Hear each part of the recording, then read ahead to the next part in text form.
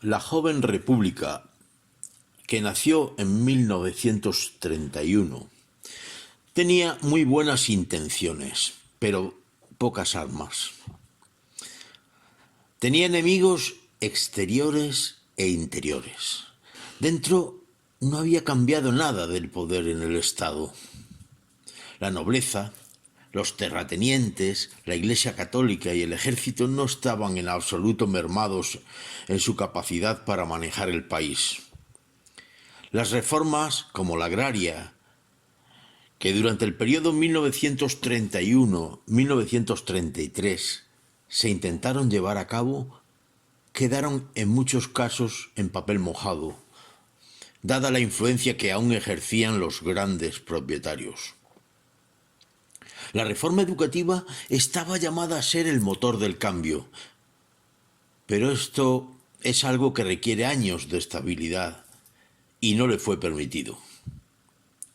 Las presiones por parte de los sectores más radicales de izquierda no ayudaban. Estas formaciones políticas y sindicales llegaron a provocar actos violentos que el propio gobierno tuvo que reprimir. Y como los españoles somos tan impacientes, la decepción hizo que se convocaran elecciones y en 1934 la Confederación de Derecha Reaccionaria ganó los comicios, encomendándose a deshacer las reformas del primer periodo. Aún así, las organizaciones obreras se mostraron muy combativas y protagonizaron acciones contundentes, como la Revolución de Asturias, que fue duramente reprimida. Allí destacó el general Franco, que ya traía aureola de héroe tras su trabajo en la Guerra de África, y a quien se encomendó la represión de la revuelta. Aunque la polarización entre las derechas y las izquierdas era absolutamente irreconciliable, lo que provocó la caída del gobierno y la convocatoria de elecciones fue el hundimiento del Partido Radical de Alejandro Lerroux por los conocidos casos de corrupción llamados Extraperlo y Nombela, que fueron analizados y condenados por las Cortes en octubre de 1935. Este episodio tuvo como consecuencia la ruptura del pacto radical cedista a la sazón en el gobierno.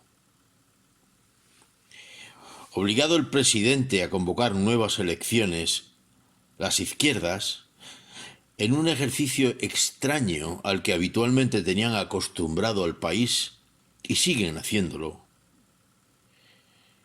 enterraron superficialmente todas sus disputas y se presentaron a los comicios bajo un frente único llamado Frente Popular. La historia de las dos Españas se mostró entonces más patente que nunca. La exigua victoria del Frente Popular, un 47,1% sobre el 45,6% del bloque de derechas, concedió, gracias a la ley electoral vigente, una mayoría parlamentaria del 60% al bloque de izquierdas, lo que impulsó, de nuevo, las reformas aún más radicales que en el primer periodo. Si bien, en un ambiente de profunda división y enfrentamientos violentos con numerosos asesinatos perpetrados por ambos bandos. La situación internacional no favorecía precisamente la labor de gobierno de la República.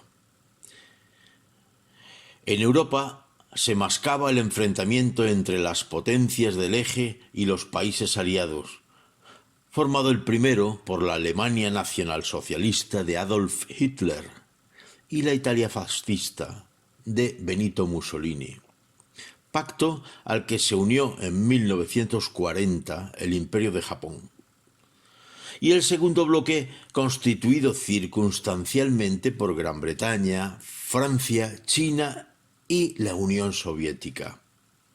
Este Era un pacto forzado por la ambición expansionista de Hitler que amenazaba el resto del continente.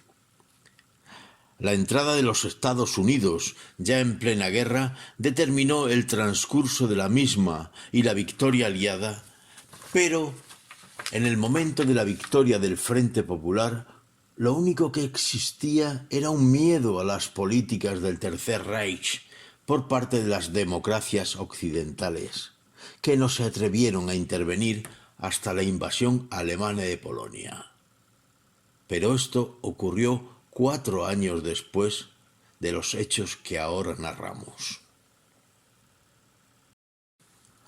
Tal vez, si la situación internacional hubiera sido otra, el golpe de Estado que protagonizaron principalmente los militares africanistas no hubiera tenido éxito, y la República hubiera podido prolongar sus reformas en el tiempo.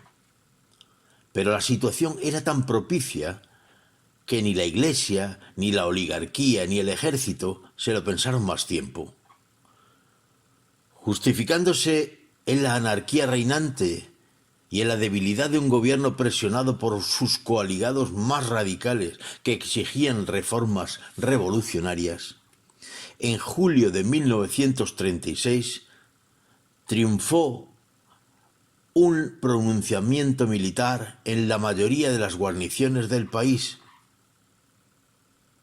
pero no en las ciudades más populosas como Madrid, Barcelona, Valencia, Málaga y otras, y permitió a los conspirados asentar un territorio desde donde organizar una ofensiva que duró 3 años, convirtiéndose en una cruenta y despiadada guerra civil cuyos efectos aún nos atañen.